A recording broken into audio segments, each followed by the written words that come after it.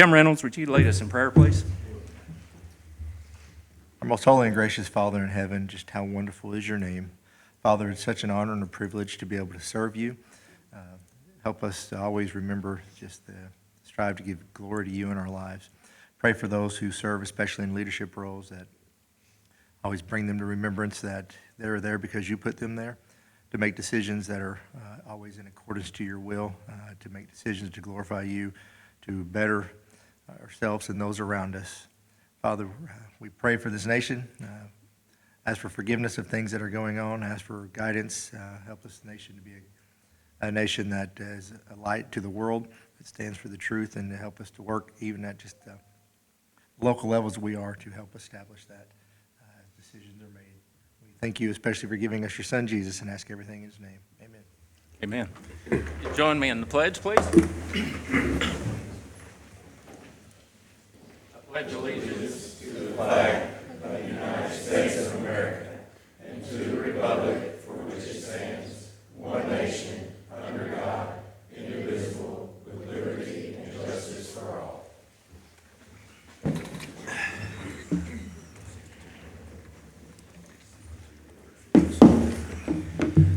I'd like to call this November 21st, 2023 Marshall County Fiscal Court meeting to order.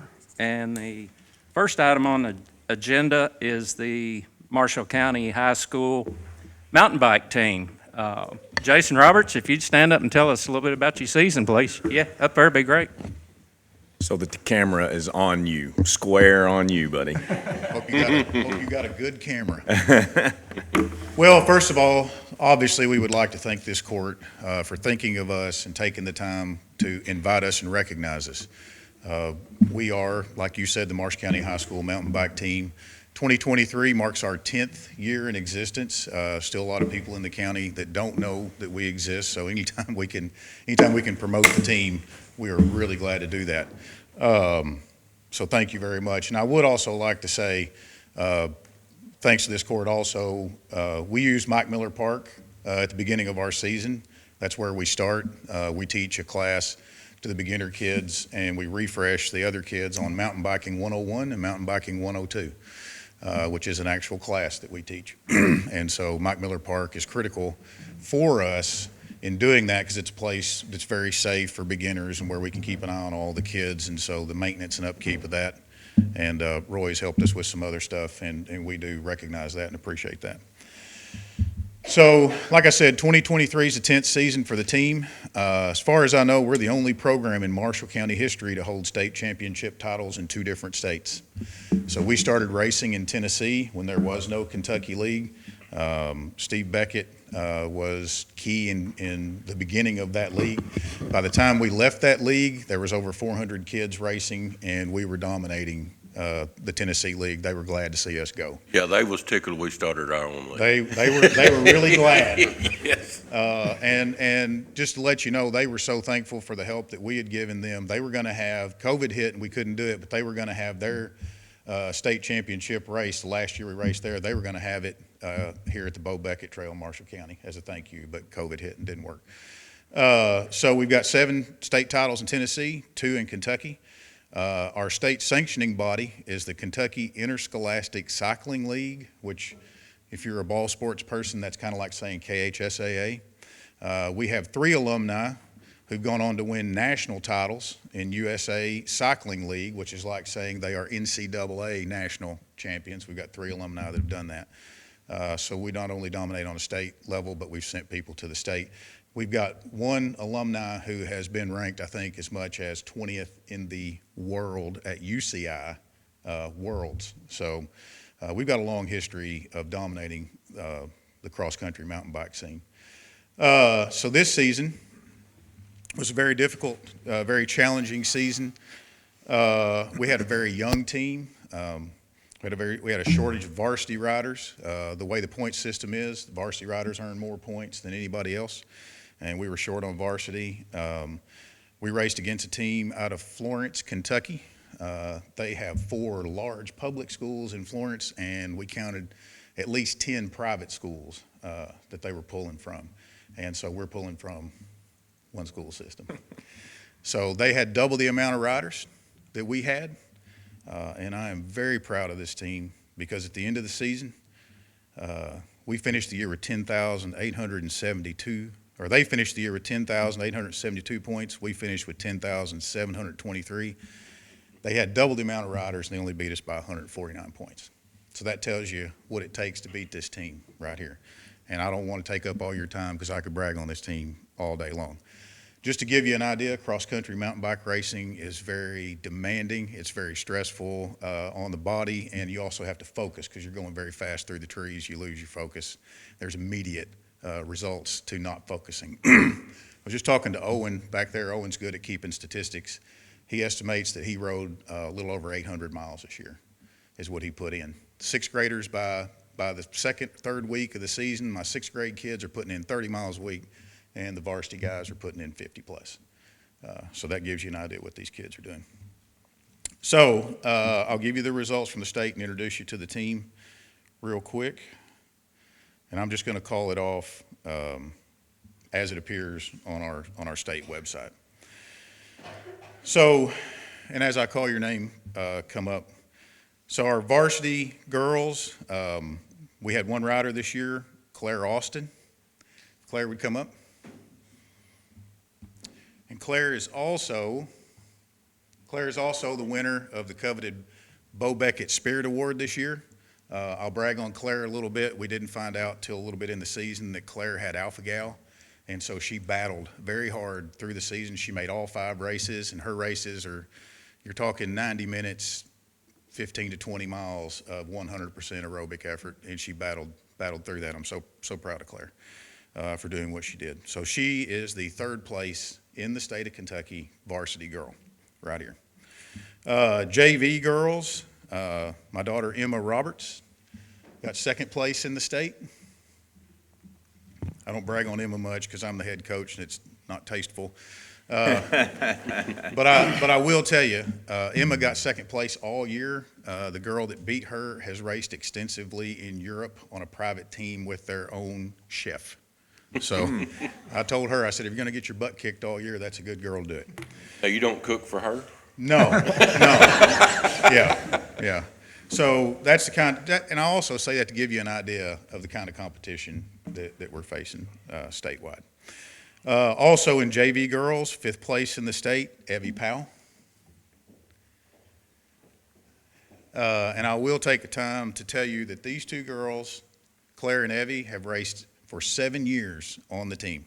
7 years on the team. And then Evie also, she had a little bit of a struggle this year because she was all summer not able to really practice because she was a Governor's Scholar. So I told her, I said, that was a great choice. It was a great choice. Sophomore girls, 3rd in the state, Addison Roberts. Addison battled all year.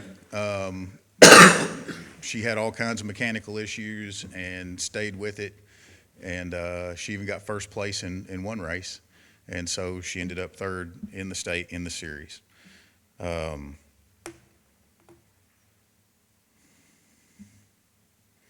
JV boys, Eli Rudd. Eli worked extremely hard this year and swept the whole series in a very crowded JV boys bar banging starts. The JV boys are in it to win it or crash it, one of the two. And so he battled through that without fail, without a mistake, and made 1st place in every single race. Owen Lepistow, 3rd in the state. Owen worked extremely hard and was able to be extremely consistent this year, and I expect him to move up from 3rd when it comes to next year. Also, 15th in the JV class this year, John Miller Ross. What's unique about John Miller is these kids, almost all these kids started in junior high or middle school, and John Miller started racing in high school. So you talk about a learning curve, and he has really battled it out, and I'm so proud of all the hard work that he's done. Let's see. And then sophomore boys, which again was just a bar-banging, very competitive year for those guys. And I'm glad to say Brady Adkins from Marshall County was a state championship winner in the whole series. Brady won 4 out of the 5 races. It was super competitive. We had some photo finishes. Brady brought us some really, really close racing this year. Got his mama yelling and screaming, I can tell you that. Avery Criswell. Avery freshman boys, 16th in the state. That was also an extremely crowded, that was a very crowded group of kids. So one other thing, and I'll get out of here. One of the things I'm most proud of about this group, the average GPA of the high school team, 3.9. Wow. 3.9. So I'll tell you what I said at the banquet. I think when you put together, these kids are kids that can physically endure a lot of difficulty and a lot of stress. And you put that together with a 3.9 GPA, who wants to hire these kids, right? These are good kids. So 4 of these kids are top of their class, and this is a great team. And I bragged on everybody up here, and I'll tell you with Avery, I feel for Avery. Avery's a power lifter body, right? And he's mountain biking. And I'm telling you, that kid right there, you would be amazed. And I hear from the adults that go to the gym with him, and they're always impressed about how much weight that boy can move. So he's a spectacular, wonderful kid, and man, he works really hard. He works really hard. I'm proud of Avery. So either way, this is the Marshall County High School mountain bike team. Thank you all so much. We do appreciate this, and we do appreciate as we travel throughout the state, you really have to go to places like Florence and some of those to find a county that has roads and infrastructure as nice as what we have here in Marshall County. We're very fortunate. And I think these kids see that when we travel too. Yeah. We get to a lot of places and go, oh, this is it. So, Congratulations to you all. Thank you. We're so proud of you. You've represented Marshall County very well. thank you. Keep up the good work. We'd like to get a photo before y'all leave. Yep.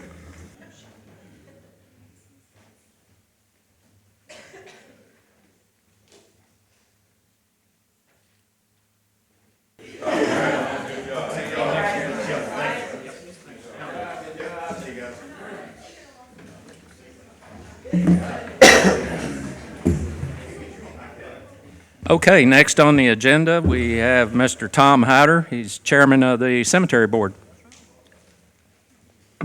Tough act to follow. Yeah. Morning, Judge, ladies, gentlemen. Morning. My name's Tom Hyder. I'm old and therefore have collected all sorts of titles over the years, and so some of you know me as doctor because I used to be a scholar, and some as colonel because I used to be a soldier, and all sorts of names. But my mother, who was a teacher in Marshall County in the 1940s, 50s, 60s, 70s, and 80s, was firmly committed to the belief that no child should ever be given a name of more than 3 letters because she filled out grade books for 50 years. I live in Fair Dealing, born and raised there, and except for a 25-year break when I was in the Army, that's home. I love Marshall County. And I've loved the opportunity for the past almost 20 years to be a part of county government in a way that doesn't require much work and gives me lots of opportunities to avoid the possibility of such. I am the chairman currently and a member of the county cemetery board. Now, it may come as a bit of a shock to find that we have a county cemetery board.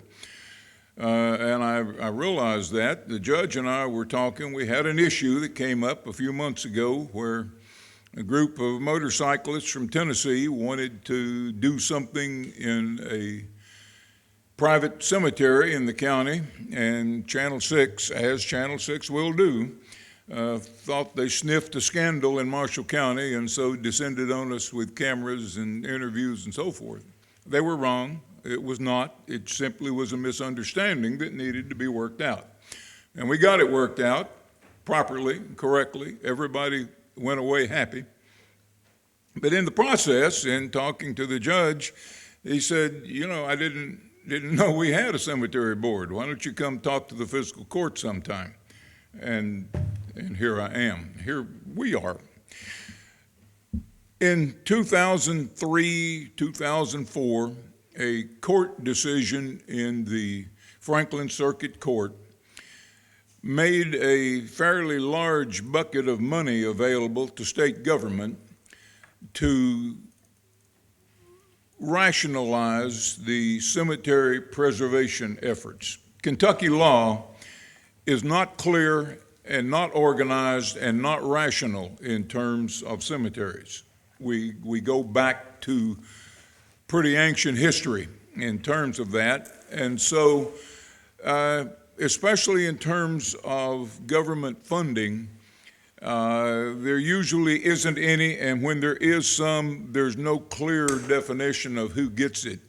And frankly, a whole series of attorney generals have chosen to ignore the issue even when asked for opinions on the issue. And the reason, obviously, is because cemeteries, especially old family cemeteries, are emotionally charged. And the law is very clear about what the people buried there and the descendants of the people buried there have, rights they have. But it can be very confusing for a landowner or for a business person in the area and for the fiscal court.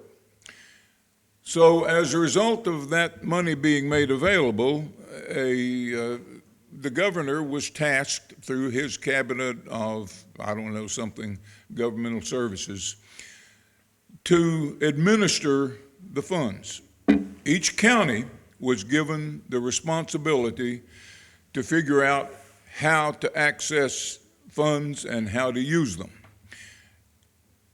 As a result, the cemetery board was formed in many counties, not all, not every county has one, but without one, you can't access state money.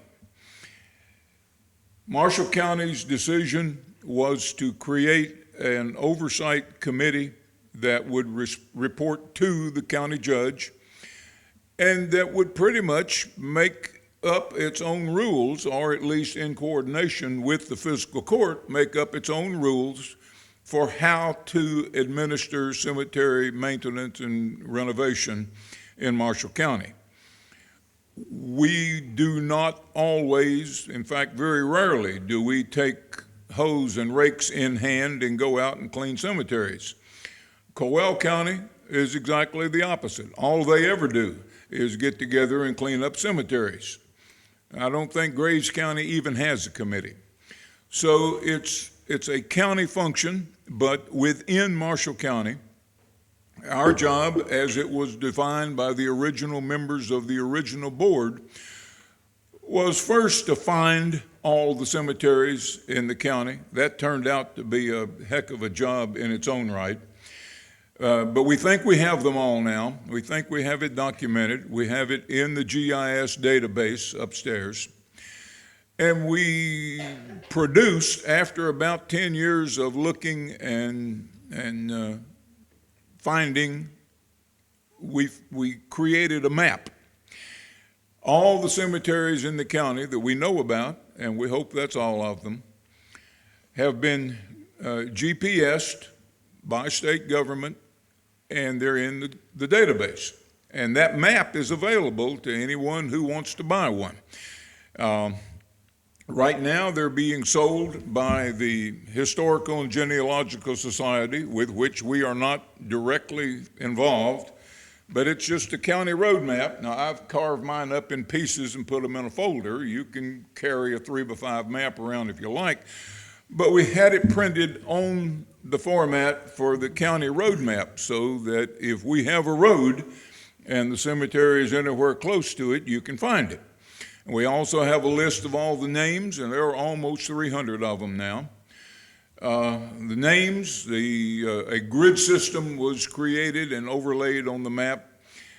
So we have the name and the grid system, and we gave them all a number. So that anyone who's interested, if he or she calls you as the commissioner up and says, how do I find blank? You can either go get a map, or you can, as more often is the case, refer the caller to the member of the cemetery board that's closest to you, and we'll explain it to them. Basically, that's what we do at this point. The money ran out years ago, and we haven't been able to access it lately, although, as I'm going to say in a minute, we've got to try again. But people have legitimate questions. We have deeded cemeteries, abandoned cemeteries, family cemeteries, public burying grounds, and all of those have different laws that apply to them. But the bottom line is the descendant, any descendant of anybody buried in any cemetery has a right to access that cemetery. The owner of the cemetery is responsible for keeping animals out of it, but that's about all. Nobody's responsible for mowing under state law. Nobody's responsible for maintaining stones under state law. That's hard to explain to a person from California who's been there for 3 generations who wants to find their great aunt who's buried somewhere in Marshall County. It can also be hard to explain to someone who didn't grow up here that they cannot stop people from accessing that. If they're descended from anybody buried there, they own the grave. They don't own the land around it, but they own the grave and can get there as often as they want and maintain it in any way they see fit. You can explain that to a caller, or you can refer them to us, and we've gotten pretty good at explaining it to callers. That's what we do. As new cemeteries are established, and in Kentucky you can establish a cemetery by digging a hole and putting a body in it, and that's really, believe it or not, all that's required.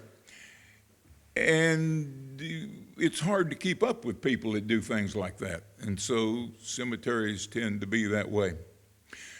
There are currently serving 5 of us on the board, and the only one of the originals, Ethel Hendrickson. Ethel is quite elderly now, but she's still on the board and is still willing to try. And you can call her up, and she's a fountain of knowledge about the north end of the county. Kathy Thompson. Kathy, would you stand up and let everybody see what you are? Kathy lives in Van Zora, but she is responsible for the southeast corner of the county and the various graves. Stacy Ragsdale, northwest corner. Ethel's old area, but Ethel is helping me now, and Stacy has that corner. Steve Starks has the southwest corner of the county. Steve's not with us this morning because he volunteers at Marcella's on this day, and he needed to be there getting ready for Thanksgiving. Steve has the southwest corner, and Kathy, of course, the southeast. I work wherever in the county I'm needed, or just field phone calls and palm them off to those folks. Finding the cemeteries, as I said, was our biggest first job. In doing that, we accessed 2 major sources. One was Elvira Lewis's books. I don't know if you all have seen these or not. Elvira was a lady from the county who spent about 30 years amassing cemetery records, and the Historical Society has the books. If you want them, I think they're $20 a piece. It's a lot of money for a paperback book, but if you want the details on who's buried in the cemeteries, that's really the only resource. Elvira unfortunately died in 2003 and did not ever finish the southeast corner of the county, Fair Dealing, Aurora, Pirates Cove area, and there are graves and cemeteries in all of that we think we have found. We have fenced several that were abandoned. There are others that we try to keep up because they're visible from roadways and it looks bad not to. And we will continue to do that. Right now, our major task is focused in the path of the tornado. Now, it sounds awful to say here we are 2 years later and still looking for cemeteries, but you cannot imagine how complex it is to get to a cemetery that's 1.5 miles or 2 miles off any public road and is covered by downed trees. And there are still a couple of cemeteries, frankly, that we have not been to. Most of them within the path of the tornado, certainly those that are deeded cemeteries, have been cleaned up by the families that own them. The abandoned cemeteries in there, some of them we haven't even found yet. We're still working on it. We will continue.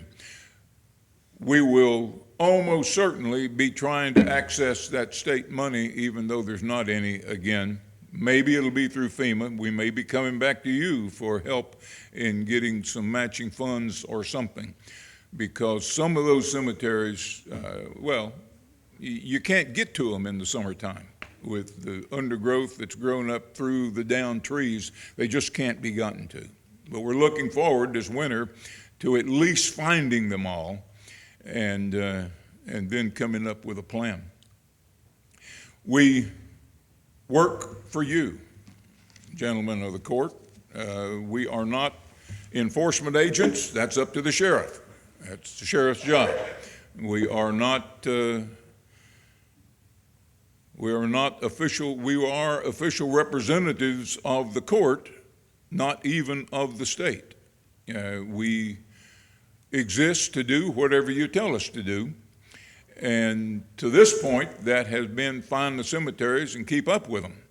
And so that's what we've done. If you decide you want something more done, feel free to tell us, and we'll try to do it.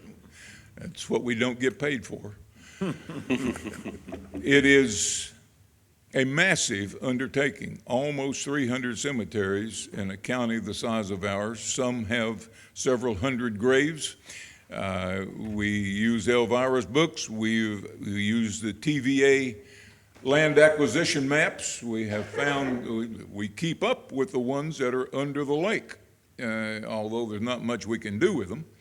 And that, again, is part of what we do, explaining to people who call and say, I'm sorry, your great-grandmother's, if she was moved, we probably know about it. We have the TVA records for the graves that were moved, but the TVA could not access everybody, and so there are graves that are under the lake and that are going to stay under the lake. We can explain that, and that way they get mad at us and not you, which is a good thing. We have nothing else on our agenda except to find and work as we can to maintain cemeteries here in the county. Some of them are one grave. Some of them, as I said, have several hundred people. Some of them are abandoned. Some of them are deeded and kept up. Some of them belong to churches. Some of them have boards that are administered. It doesn't matter. A cemetery is a cemetery under state law and has to be so treated. It cannot be dozed. It cannot be ignored. It cannot be anything. The grave belongs to the descendants of who's buried there. And it can be a challenge and remains a challenge. I guess that's why we do it. Are there any questions for me? Appreciate you doing what you do. Here's hoping to another good 20 years. Thank you all for all of your work. We appreciate it.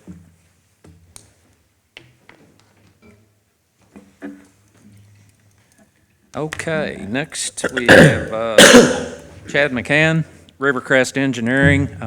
Chad's going to give us a little update on the Oak Level project progress and talk about a couple other things. Yep, good morning. Morning. Yeah, just a quick update on the project. Since I was last here, contractors are continuing to move on along the project. Elva Road area is the biggest road that they've been focused on over here the last few weeks. They're continuing to work. All on that line, the other lines that they have installed along A-Rant Road and J.B. Copeland Road are in service. So as far as residents along those corridors that are looking to tie onto the water system, those folks along A-Rant Road and J.B. Copeland Road, that water line is active and online for hooking onto water service in those areas. Based on recent meetings and progress meetings we've had with the contractor, their focus will be on Elva Road for the foreseeable weeks in coming up through the end of the year. It's a pretty long stretch there from Simsonia Highway back to the water tower, so that's where they're going to be focused, like I said, through the end of the year, likely into January before they move on to other corridors on the project. But things are going well. No issues to speak of with the contract. They've been working over the last couple weeks leading up to the rains we got here this week, trying to get everything dressed down, trying to landscape the areas that have been disturbed through the fall months to try to keep property owners happy there and make sure we don't have any erosion issues and try to get a stand of grass before we get into the hard winter coming up. So, you guys have any questions on current progress or?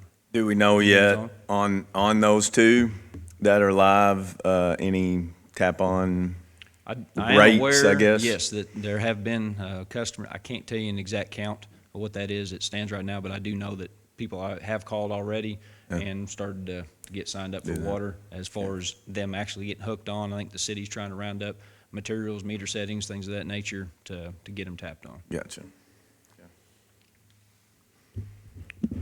The other thing that I wanted to talk to you all about, there's a map on the screen, and one we want to present to you today. This dates back to the public meetings that we had on the project early on as we were working through the design phase of the project. We had a public meeting over there at the church there on Simsonia Highway and asked for the community to show up, talk to us about the easements that we were requesting from them at that time, and also there were some folks, some residents of the community that showed up. They were from this area. This is Nance Lane. This is off Wadesboro Highway. A little bit difficult, and I can show you on the map. It's in between A-Rent and Elva. So if you're, I'll just walk up here, show everybody, see what's going on. This is A-Rent Road coming off of Wadesboro, going north to the existing water tower. And then here's Elva Road, up here to the north. And this is Gatlin Road. That's one of our current projects that we've got in the system under the current project for water main extension. The current water line dead ends right here on Wadesboro Highway. So just north and west of A-Rent Road, the water line dead ends. So this project would pick up where that dead ends and then come down here to Nance Lane and then extend to the west to the approximate county line over there.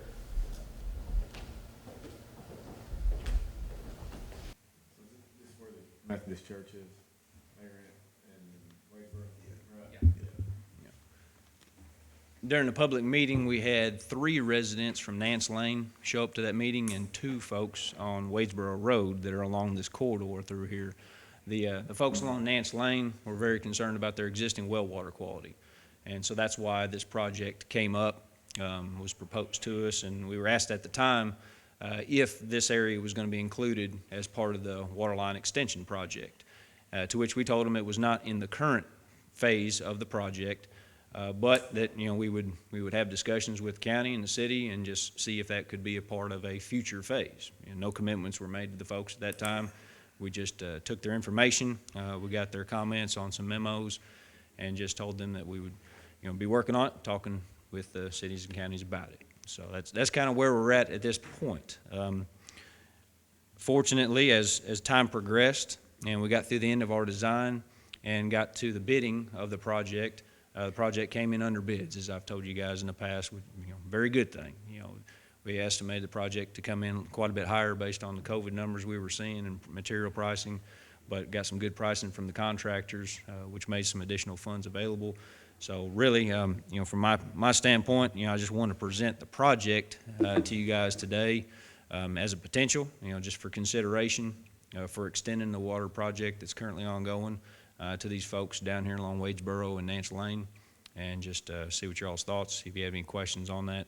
And then we've got an engineering services proposal that we've presented to the court as well, just for doing that design work, getting the easements, getting the permits from Texas Gas and the Transportation Cabinet to move this along. Have you looked at Weatherwood Road too? I have not, no, sir. I Okay. know what you're talking about, but Yeah. I have not. It's roughly 6,200 foot, and 14 out of the 17 people on that road would like to have it. So I just wondered, it's right there off Elva. Yes, sir. Goes right by the fire station's one of them that would put a meter in it too. That's something Sure. we would like to, I think, have to look at anyway and just see what that was. With that many people on the road interested, Chad, cost on Nance, The estimated cost, yeah, based on the bid unit pricing we got from Mertco, so assuming they'll hold their bid prices for us, was approximately $250,000 for the construction of that line there. is that engineering also, or no? That's just construction. Okay. what is that, do you have what that breaks down to foot? How many feet that would be? That is approximately 4,300, 4,400. Don't let me lie to you here. Check my numbers here. Yeah, 4,400 feet. Takes you from the dead end of the existing line on Wadesboro and then down to the approximate end, the last house we reach in the county there on Nance Lane. What is that, what's the breakdown per foot on that you'd referred to? I'm sorry, again, what'd you say? The- Yeah, I'll do Cost the per math unit? real It was quick. 4,300 foot at $250,000, right? 4,400. Huh? 4,400 feet. 44, missed it by 100. $57 a foot, 50, roughly. okay. Yes, sir. Missing by one number quite a bit lately. Yeah. And that's, you're running at cost per foot, that takes into account the installation of valves and hydrants, things of that nature that would come along that line. Of course, that's an average, on this section, but it's very comparable to the other lines that we're putting in. We've crossed the Texas gas water main and get crossed the state highways along Elva, along A-Rant Road and J.B. Copeland Road. So we're not talking about a different scope of work that would be more challenging than what the contractor's already bid. So unless there has been a material price increase in those markets for valves and hydrants and piping, we would expect that the prices would be comparable to what we've got right now. Does anybody else have any questions for him? I cannot remember, and maybe we don't have a definite number, but do we have a number left over from ARPA based on the project that we have right now? Is that a yes, or is Yes, that I do. Yep. how I'm gonna? I do. Let me pull it up for you. Hold on. Erica's got the spreadsheet. And that's, okay, I'll wait till you pull it up.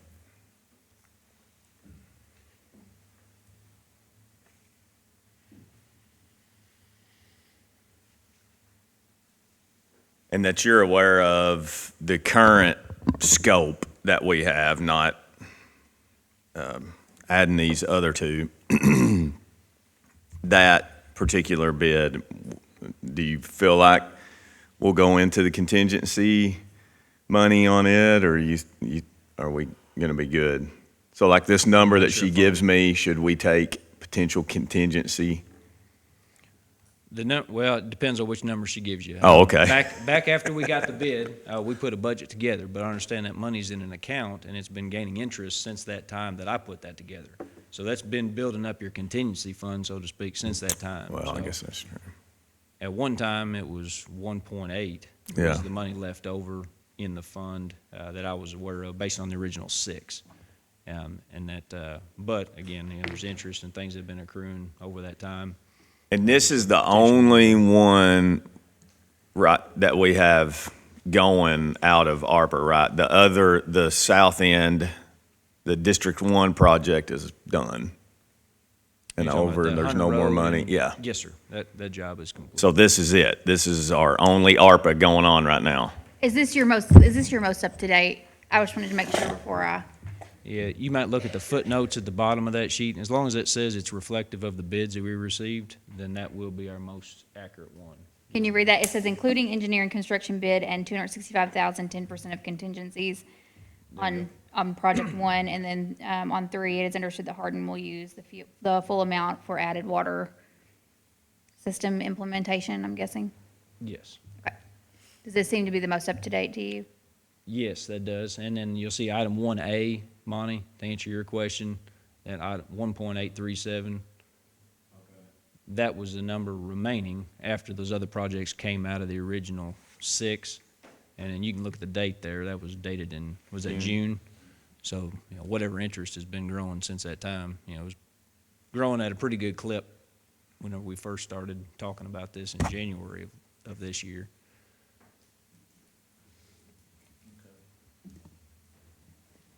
So then, Monty, as far as other items that we have committed out of that ARPA, so we just talked about the Hardin project and the Oak Level project. We also committed $78,000 to the federal USDA Connect grant for broadband. And then we also committed $13,100 to Jonathan Creek Water for an engineering project. 13? Yes. So if you add all of that up, it's about 4.4 is what we've committed. And our original ARPA award was $6,040,000. We also have gotten an additional $100,000 of LATCF funds, which we have not necessarily committed to these projects, but it is an option. And then as far as interest that has been earned, it is $338,900. So let's say $339,000 through October. What the LA, what'd you say, LATF or LATC? LATCF. It's local, it's like. Yeah, the something about the tribal. Yeah, mm-hmm. And what were the stipulations on that? We did not. There are we none. have not. Okay, so we have not done anything with that. No, other than they do live in the ARPA fund with the ARPA money, and so the interest earned on those funds are commingled with the ARPA interest. Okay. And as far as the timeline goes, and Eric, you may correct me if I'm wrong here, the ARPA monies are still bound by they need to be obligated by 24 and spent by 26. Right, obligated by December 31st of '24 unless we choose to have subrecipients, and that's a different timeline. I think it's 3 months earlier. And then the spending is by '26. Anybody else have any questions for Chad? I think we should postpone this to the next meeting. We've had another road brought to our attention. Give everyone a chance to look at the areas, talk to the landowners if they want, talk to Erica if you've got any questions, sit down and go over the budgeting part of it, and we can address it at the next meeting. For So, everybody. and they'll be out there, you said, on Elva Road through the end of the year. So it's if we get back together next meeting, which is the 1st of December, that's still time, or not plenty of time, but there would still be time where they would not be pulling off that, or would they? And they're not pulling out. Honestly, there. with the weather. They've got approximately 7.5 months left, Oh. 7.5 to 8 months left in their contract. So once they come off of Elva Road, then They they've still still- got Jackson School Road, Gatlin Road, and Highway 408 Okay. to do. So they're going to be in the area for a while. So there's time. Working on and Brazil School Road and Phelps Road. So there's a Yeah. considerable amount of work. They're not going to move their lay-down yards, moving equipment from Elva a little bit south or east. Isn't going Yeah. to affect them Yeah. from that standpoint. Okay. So if I use his figure for the foot, your approximate figure for the price per foot, that's not including engineering, of course, of the one that he just mentioned, which is Weatherwood. That would be about $350. So if you add the $250, the $350 together, so you got $600 plus another $150 or something like that in engineering, maybe, or $100 something. I haven't yeah. I haven't looked at Weatherwood, but Right, you're to know probably what not it's. far off. Yeah. Okay. You got about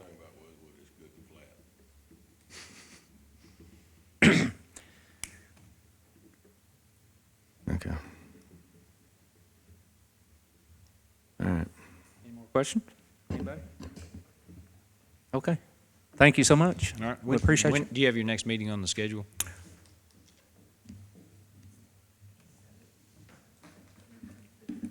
Yeah, we had to move it back that week.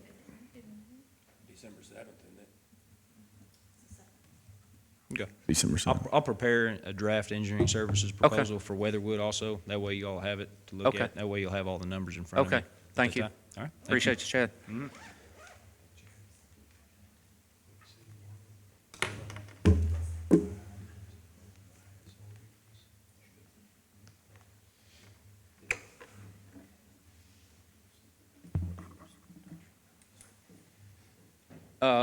Next up, Brian Cutsinger, EMS Director. How you doing, sir?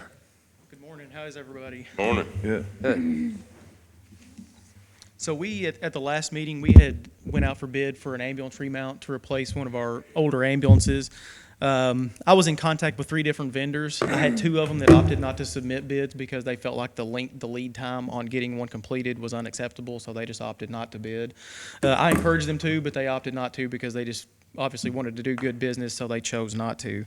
I did get 1 bid in from a vendor that we have used several times from Select Tech out of Shelbyville, Tennessee.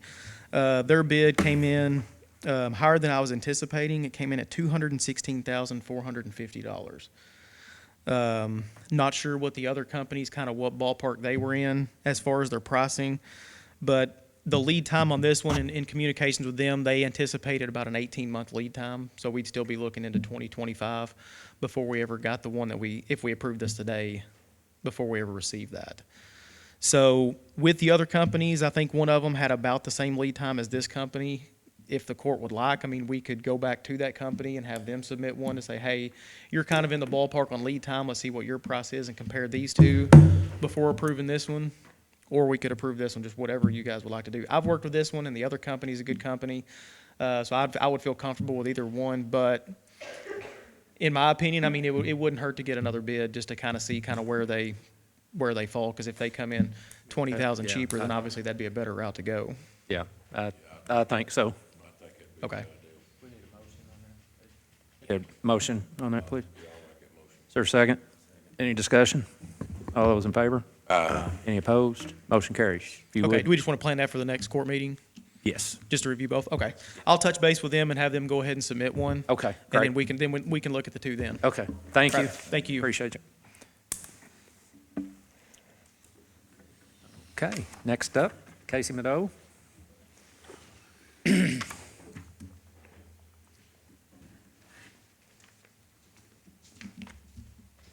Hello. Good My morning. name's Casey Madole. I'm the Chestnut Creek Watershed Coordinator, and I work for the Friends of Clarks River National Wildlife Refuge. This is Rhonda Lamb. She's the Four Rivers Watershed Basin Coordinator and works for Jackson Purchase Foundation.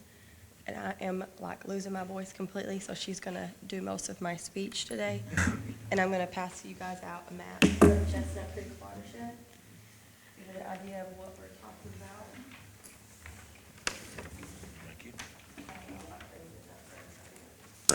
I would have just got a picture. Thank you.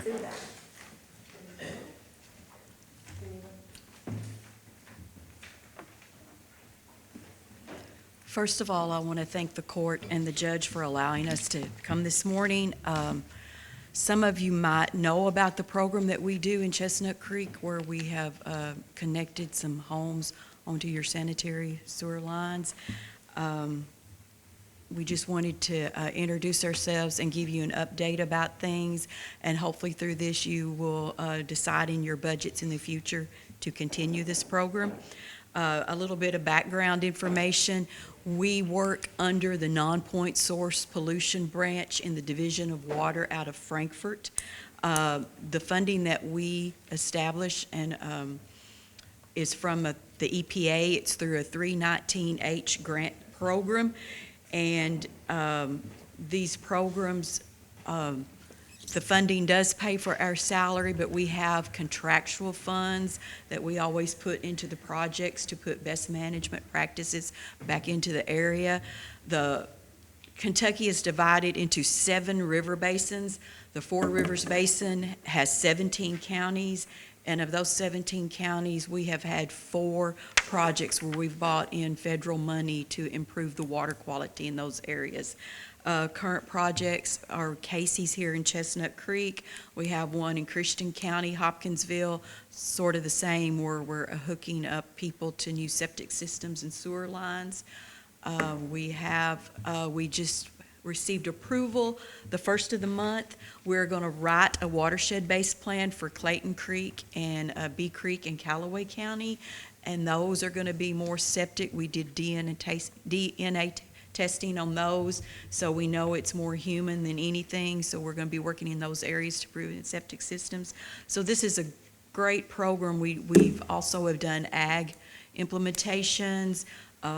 A past watershed was Damon Creek and Callaway. We've done some in Chestnut Creek where we've done stream crossings, rotational grazing, exclusion, fencing, everything to improve the non-point source water quality in our Commonwealth.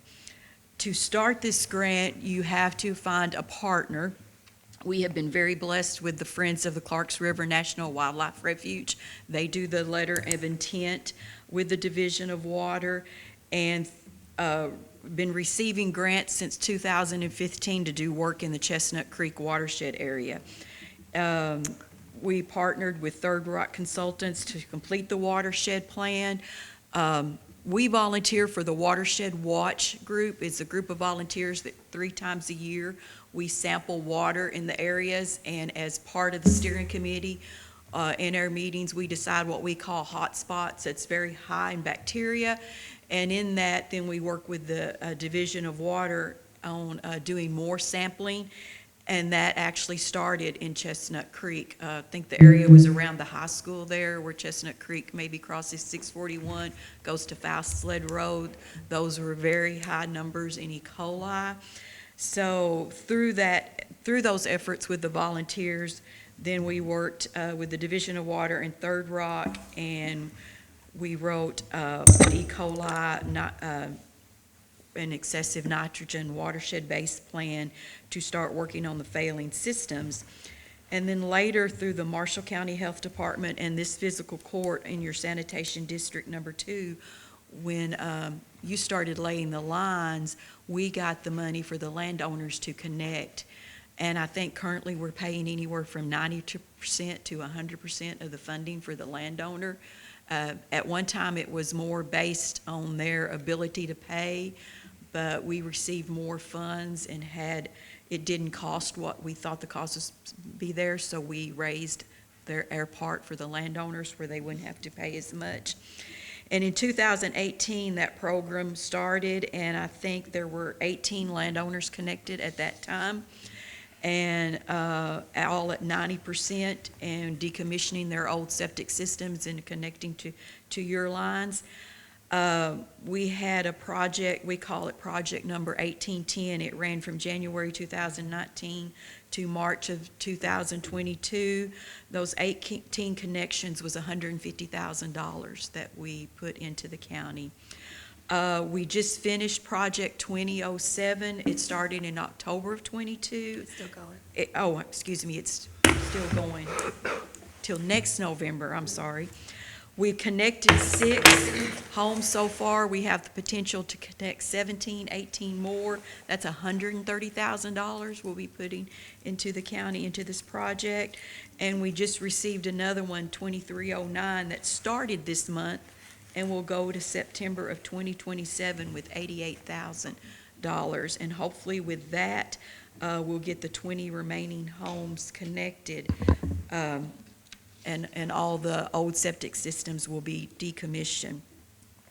While we're here today, once again, we would really like for this court to consider if the Sanitation 2 district has the capacity to add more lines where we can connect more people to these lines, help the landowners, and clean up our water in the Commonwealth.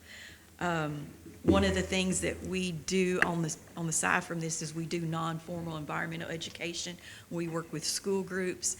I've worked with school groups in not all 17 counties, but probably 2/3 of them. And we want to tell them, you know, it's very important to keep our water clean for that generation. Because as a kid, I played in Wades Creek here in Marshall County. You know, I never thought about the water being dirty. I don't know that I'd let my grandchildren in Wades Creek right now, you know. So it's very important that we do that. One thing we want to highlight, which this report is on the Environmental and Energy Cabinet website under the Division of Water. Last year, the Division of Water chose to feature the Chestnut Creek watershed in the 2022 Non-Point Source Annual Report they sent to the Division of Water. It was the main featured story, highlighted all the work that was done in Marshall County since 2016 through all the grants we had. To us, that was an honor to know that we were working down here, and out of 120 counties and I don't know how many projects, they chose one of our projects to send to the EPA. This year, they're going to choose another one from our area. So any time that we can highlight that we're doing well in the Jackson Purchase and the western part of the Penny Ryle, we think that's very awesome to let the EPA know that we're continuing the work. Casey has been the coordinator in this project since 2016. And she's done very excellent work. Not to be bragging on us, but the Division of Water says that this region has been their best working in non-point source pollution and trying to get the best management practices out there. So we handle all the invoicing, all the billing for the project through the Friends group. So we just want to share that with you and ask you guys if there's capacity in that district to continue the program and allow us to continue to clean up the water. Do you have any questions for us? So, couple of those, the one that is still currently out there until, I think would you say November of 24? 24? Yeah. Yeah. And then the new one. You had mentioned 20 remaining that need to connect. So before we talk about increasing that, doing another round of that, is there just enough money at this point out of those two programs that if we could get those 20 to connect? It'll finish out the grants I have right now. Yeah. So if you add a new line, then I will apply for a new grant and start the process all over. Right. But we can't, with these two, one in 2027 or when my money runs out, then the grant's over if we don't add more lines. Okay. So like in the past, we had talked about adding Franklin Road as an extension phase, and so that would add 17 homes. So I would write a grant specifically for Franklin. Gotcha. And then so on and so on. Okay. So, I guess if, the first piece of that before you deal with Franklin is, how do we get those That's a 20 question. to connect? When this I program know that's not your started- job necessarily, but, Well, the Division of Water has asked us that because when this program started, we were told it was mandatory. it is mandatory. So If how you're 500 foot. is this court going to mandate that and regulate that? We're not regulatory. She's contacted all the landowners. We've sent letters.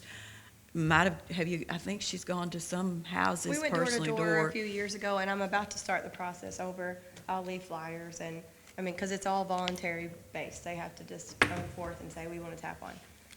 But you guys, there's an ordinance that can force them to do it. So at the beginning on my applications, I was saying, once they fill out their application, they have 130 days before it's enforced, but I don't think anything was ever actually So, enforced. let me think here. You had also, I've never heard anything above the 90%, but you actually mentioned 90 to 100%. So what is It's 90. It is 90, I'm okay. sorry. I Okay. thought I In the wrote some beginning- checks for 100%. No, in the beginning, it was income based, so it was 20% or Right. 80%. And Right. then we changed it to 90%, and their 10% counts as match towards the grant. Okay, all right. So it is definitely 90%. Yes. Okay. I'm sorry. All right. Which I just wrote a check the other day to someone. It was like 8,000. Well, I'm getting ready to write the check. When we get reimbursed, it's like $8,000. Most of the time, we have the money in the checking account unless we have a lot. The budget people that are over us have told us we can submit our invoices at any time, and usually within 2 weeks, but we tell people 30 days, they'll have their money back. Is it customer or, I mean, do you look at commercial versus residential, or It's no? supposed to be residential. Residential only? We've done some rentals, if people are living in the home. Okay. That's the. Yeah, that's residential. Yes. Yeah, but that's the extent No of it. buildings. No commercial there, okay. Restaurants or anything. All right. And on this, the program where we need to add more, if we miss a cycle of that, then we're done, right? Right. We can't, but as long as we keep adding a little bit, then we can It'll keep. be harder in the future to get a new grant if we don't continue it Yes. flowing the way Yes. it's been going. Okay. But I mean, we have some time. Like I have, my latest grant that is just started this November ends in September of 2027. But if I spend $88,000 before September 2027, then that grant just ends when we're out of money. So it depends on how fast we get the people applying. So we would need to apply like in 2025. Because it's a year-long process. It's a of year-long sending in process. your letter of intent, your application, their ranking process, and then they write your contract, and it's just it takes about a year. Gotcha. And if you know of any ag BMPs in that area, we're always asking individuals and landowners, we drive around, we include them in the grant too when we do the budget. It's not strictly septic, but if there's other issues that are related to non-point source, we can do that too. So it just seems, I mean, it seems to me at this point, our first responsibility, or at least our sanitation department's first responsibility is, if we can use the money that's currently out there to connect these 20, that's where we need to focus at this point. Because we do have time, at least, to discuss later if we want to add that on. But if we're seeing that we're not having a great amount of luck to do this, it's hard to spend taxpayer money thinking they're not gonna. I mean, it's been a successful program. It has. I'm not saying it hasn't, but that feels like it needs to be our. We just didn't Focus. know when you did your budget. Yeah. And we knew, after the election, we hadn't met everybody. Sure. So we just, Oh, wanted yeah. to get our foots in the door, so to speak. Or Absolutely. if anybody had any questions, wanted to know anything,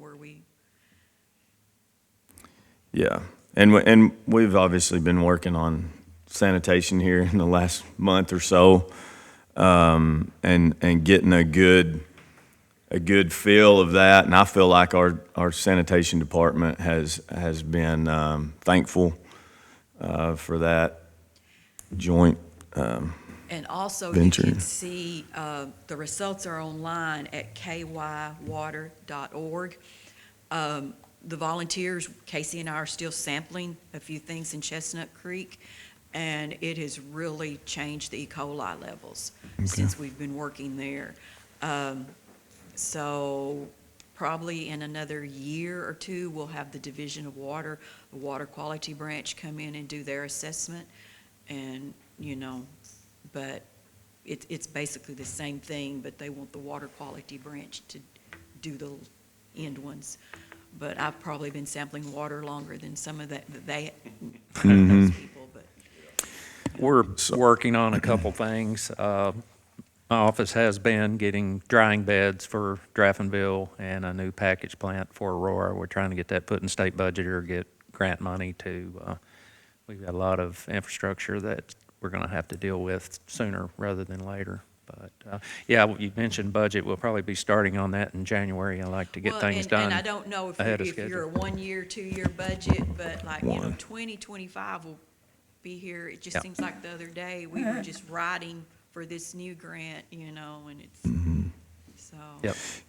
Casey, can can you send us an email maybe with those time frames? Because, I mean, I wrote it down here, but if I can refer back to it in my email at some point, it will greatly help. Yeah, I'll give you dates with Right. all the current grants and when they end. And Yeah, how many homes have been hooked up and how many need to be hooked up, all of that. yeah, that'd be, and then whenever you need to know for the next tranche too. Yeah, that'd be good.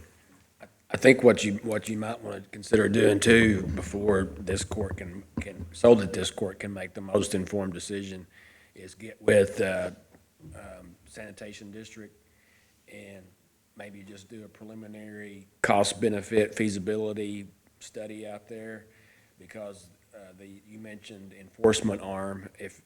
Generally speaking, if it's within 500 feet, the person has to hook on. That's based on the ordinance, and it's also state law too, so we're not doing anything that state law doesn't also require. But I'm not anywhere close to being an engineer, so I don't know where these homes are and how the lines would have to be constructed to get 20 people hooked on. I don't know how much that would cost, so I think that's an issue that the court would want to know. Hey, is this even? I think they have all that information already. Okay. In the past, Franklin was going to be the next one that was hooked on. Okay. But the 20 that need to be hooked on, that line's already there. Okay. So nothing has to be spent. It's Yeah, all the my- only- It's my money that will be paying for them to hook on. Okay, I So got it's- it. Yeah. It's helping the homeowner. Yeah, those, on the existing funds that are there, the line's already there. They just haven't tapped onto it. But we do, when that last project was engineered where we went under and over, Purchase Parkway, I-69, and then took it out to like Mike Thompson and Camperama and all that stuff, I think Frankfurt was engineered. Hold on, I'm sorry. Yeah, I think Frankfurt was engineered at that time now. I They're mean, ready. That was the next phase that didn't happen, but I'm not sure beyond that what the next phase would be. Yeah. Yeah, there were a couple of, because it took it on out to what would it be if we did the Griggstown Road and on the other side and all that kind of stuff. So I think we have majority of that. Anybody else have anything? You all have anything else? No. Okay, thank you so much for coming out. We appreciate you. Thank you. Move for a quick recess. Okay. Is there a second? Second. All those in favor? Motion carries. Okay, we'll call this meeting back to order. Next item, approve the minutes from November 9th meeting. So move. Second? Second. Any discussion? All those in favor? Any opposed? Motion carries. Next item, under new business, we have animal control new hire. Mr. Pagel? Yes, we would like to hire John Free at 12, part-time, as a kennel assistant, $12.50 an hour. So move. Second. All those in favor? Any opposed? Motion carries.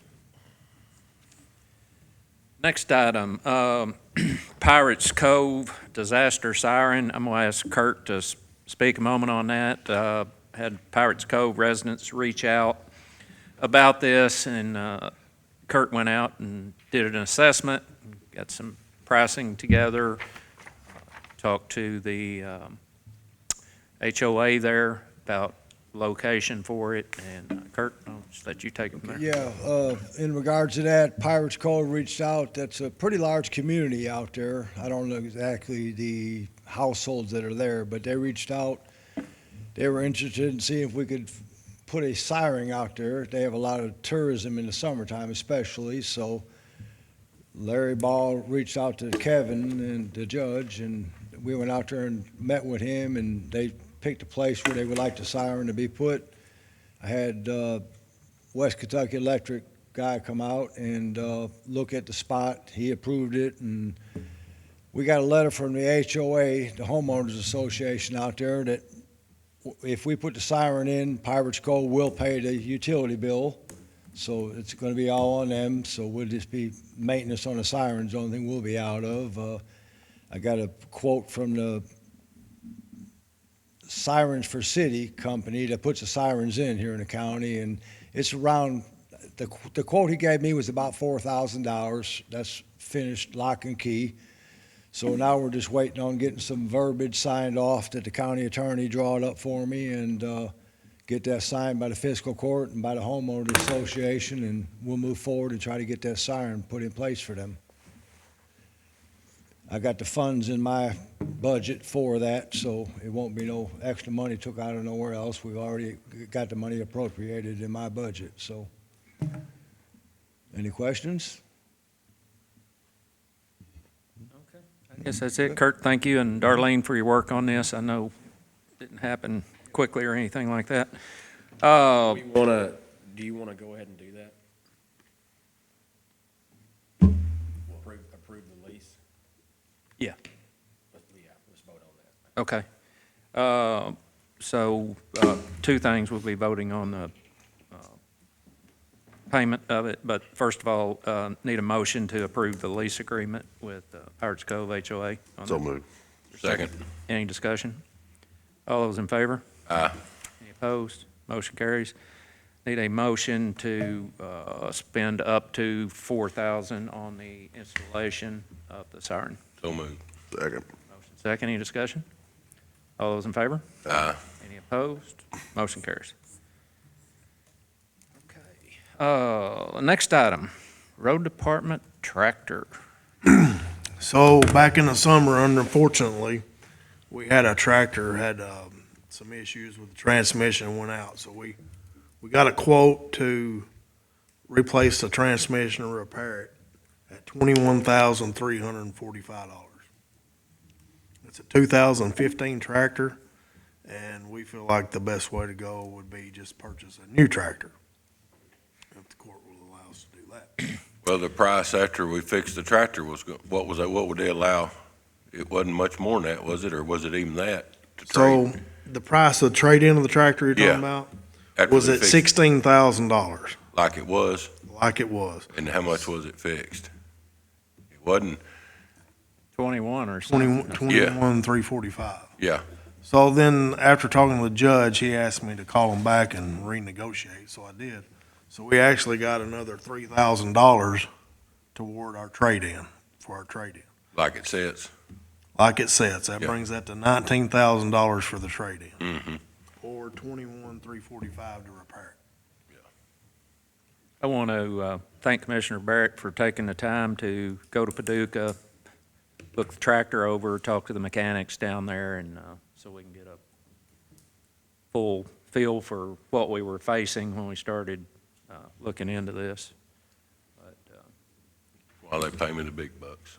that's right. That's right. Too bad you don't get mileage, right? Yeah. So, total cost with trade-in? The total cost with trade-in would be $167,684. 28. Okay. And That is a state contract. Erica, would you share with the commissioners where the money will come out of, please? I spoke a little bit to Nicole about items in their budget. So there is $40,000 in our hazmat response line. That money comes from what we call the garbage tax. So it's the money that we get for the host agreement. And it can be used for maintaining roads, equipment that help maintain roads. You know, as far as hazmat response, we just have to make sure that we do have funds to respond to any hazmat issue. So we could use some or all of that. Just keep in mind if there is a hazmat, if there is something that requires us to call out hazmat, we have to fund that. There is, we moved money earlier in the year. We amended in some of their excess carryover to fund other equipment. There's still a little bit a bit money there. That's $27,000 there. There's also $15,000 in their reserve account from where they have surplus some items, and that's where we amended it to. So those three items total up to be about $82,000. So right at half of what they need to buy outright a new piece of equipment. 167 is what he just said they need. There's also some carryover still. They still have excess carryover if we wanted to go that route. I don't know what conversations have been had. I know at one point in the past, we did, where we paid them half up front one year, and then they let us pay them the second half as soon as the new budget rolled over. In this situation right now, they just need a letter of intent, and then it will be sometime in the spring before we would ever even make a payment. So we'd be close to budget rollover time anyway.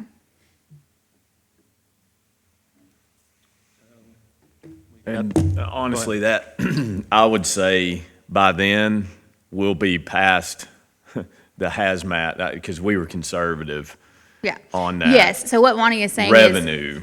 On the revenue side of what we get from our host agreement, we budgeted a $150,000 revenue. And quarterly, those payments are coming in close to $48,000 to $50,000. So we're probably going to have a little extra money there. And by that point, we may be at that level where there is some excess that we can amend in to help cover this as well. Or excess that we know will be there once the year rolls over to help cover perhaps the second half of the payment, if the company allows us to do that, splitting the payment over a couple Is there enough money in our carryover to not use our money for our surplus that we receive from our surplus? Your $15,000? I wasn't prepared to answer that question. Hold on, give me 1 second. Let me look. I know this was an unforeseen issue, but we had plans for Carry forward. our money for that. How much of it? What'd you say? 15? Or did you say 50? We have 15,000, I think, is what she said. 15, yes, 1.5. Oh, I thought you said 50. Okay.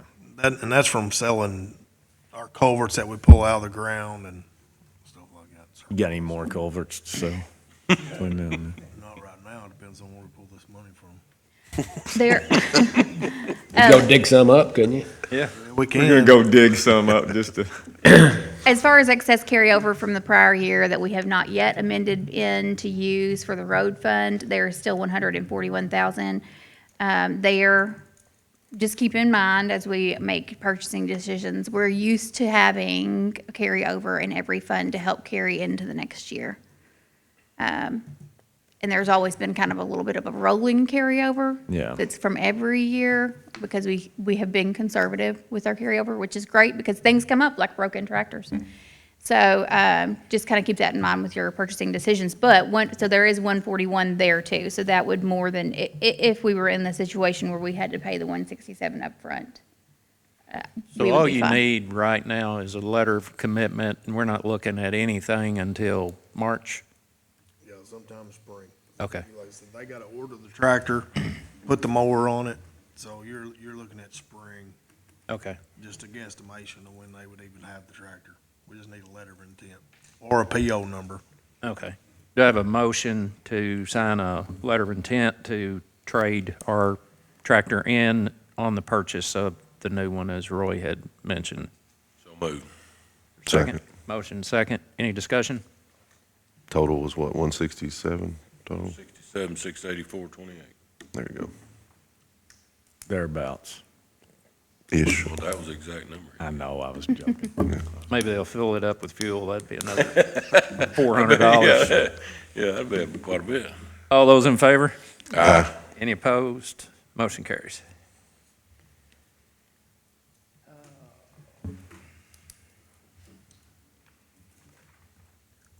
Sanitation generator. Going to need to postpone that to the next agenda. They're having a sanitation board meeting today. They'll be discussing that. Have one generator already that they're wanting to put at the Draftonville lift station. We need to have a pad poured, have electrician hook that up. That will be permanently installed. There's nothing there currently. And Lindell's also wanting to get a portable generator to put on a trailer, and he brought in some quotes he had received randomly for that, so haven't even had time to review those yet, but I think we need to postpone that till our next meeting and look at that, so. Move to postpone the next meeting. Second. All those in favor? Aye. Any opposed? Motion carries. Holiday schedule. You all have it in front of you? I have it right here. A draft of it.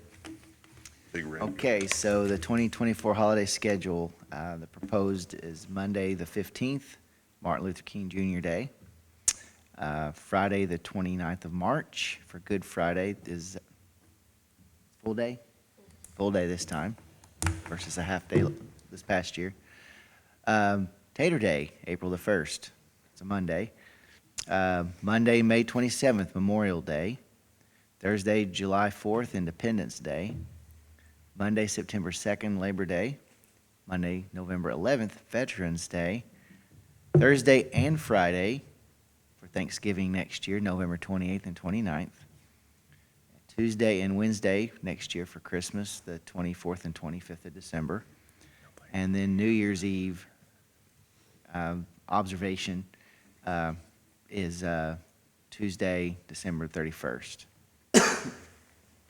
Of course, Wednesday, January 1st, New Year's Day. Tuesday, November the 5th is a federal and a state holiday. That's for the presidential election day. So all the state offices will be closed.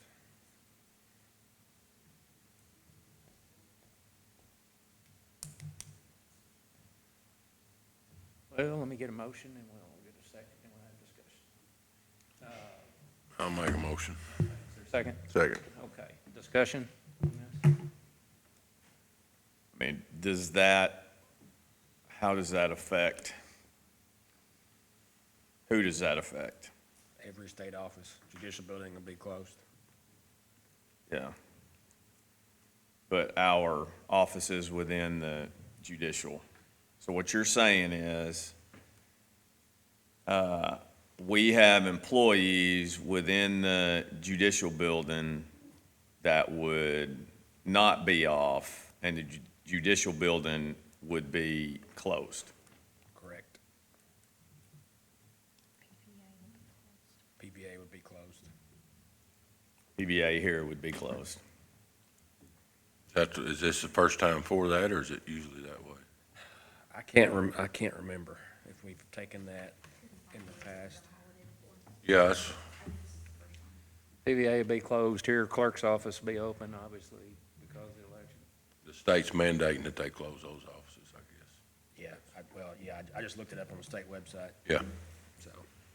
We don't have, so we just went back to 21, we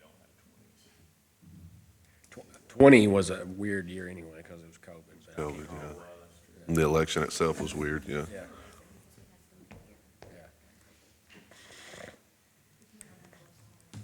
I mean, one way or the other, This year you're we gonna got have mostly. to address it either with those who are working that day or those who aren't. Does that make sense? I know. Well, I don't think we can use the 24-hour people as a guide, because they're 24. It doesn't matter. I mean, it doesn't matter what the holiday is you're working. Somebody is, right? So it's not necessarily them as it is whoever's in these two buildings that will be either open or closed. We will have several employees between the schools and the court security as well that would be affected by this one, but we'll work wherever we need to. We do have several employees that would be affected because we do. School be out? Security for the courthouse. School's out on election day usually. That's right, Yep. they are, yeah. We still have to be there.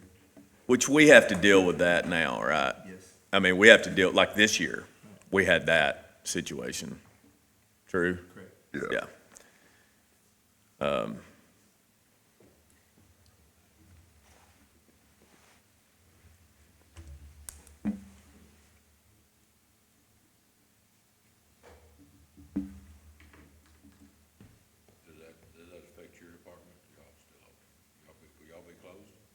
What It's a depends holiday. on what we decide. Oh, okay. Yeah. So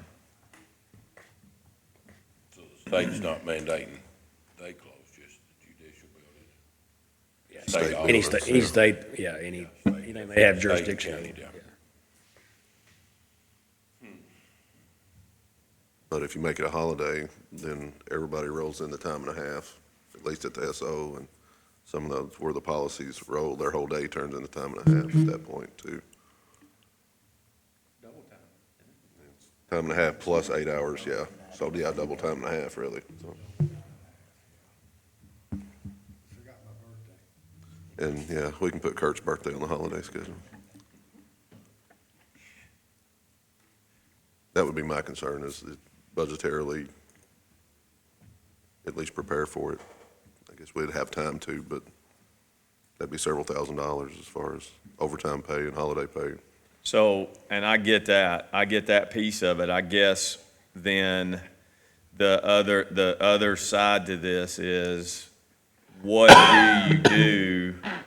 How do we work people on that day without an office? What do you expect out of those folks, Right. I guess, is the other side to that.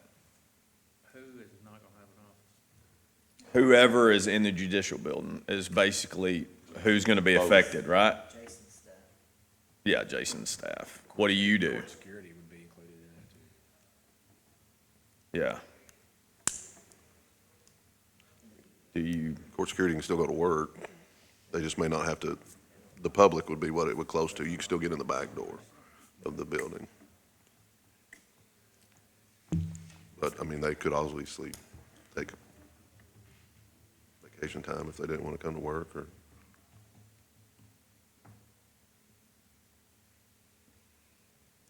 well, I'm not sure you can you you can't make them. mandate, you know what I'm saying? You can't make them take it.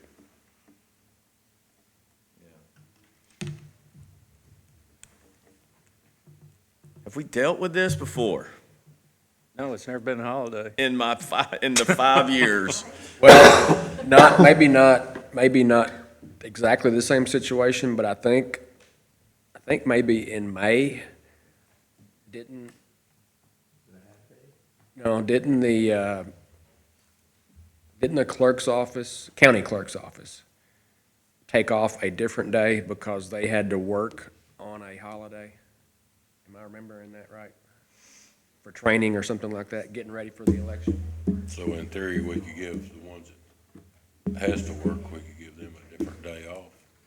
Would that be better than give Kurt's birthday off? Yeah.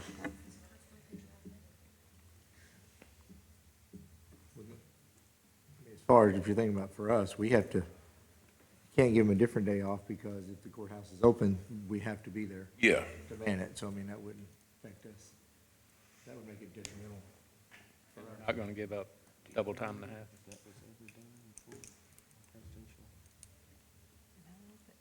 I don't think there's a good solution. I still want some thought into this. We don't have to have this done today, do we?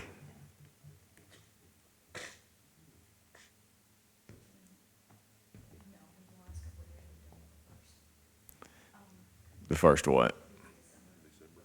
Next meeting.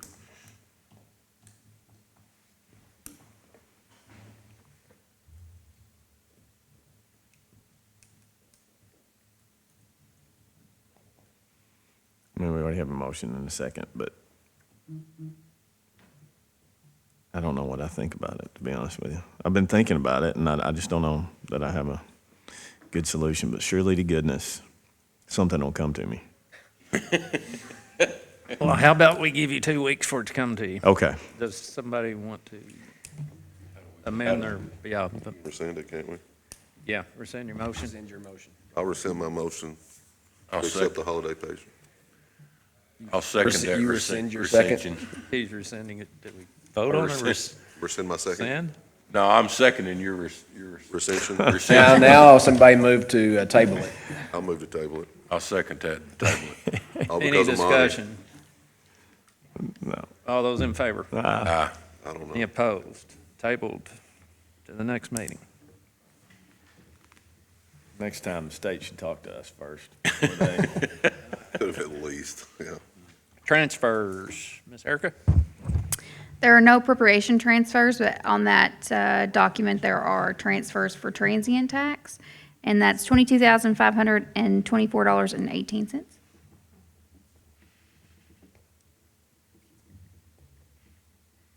And that has to be approved separately from the bank transfers. Okay. Have a motion? So move. Second? Any discussion? All those in favor? Aye. Any opposed? Motion carries. Bank transfers, there are two from occupational tax to the general fund, one for the general fund and one for the sheriff fund, which is in the general bank account. Those are both budgeted OTA subsidies. Do I have a motion to approve bank transfer? So move. Second? Any discussion? All those in favor? Aye. Any opposed? Motion carries. Need a motion to pay the bills. So move. Second? Any discussion? All those in favor? Aye. Any opposed? Motion carries. Need a motion to go into executive session, litigation and personnel, per KRS 61, 81, 1C and F. So move. Second. Second. All those in favor? Aye. Any opposed? Motion carries. Okay, we'll call the meeting back to order. I just need a motion to adjourn. So move. Second? Second. All those in favor? Aye. Any opposed? Motion carries. Happy Thanksgiving, everyone.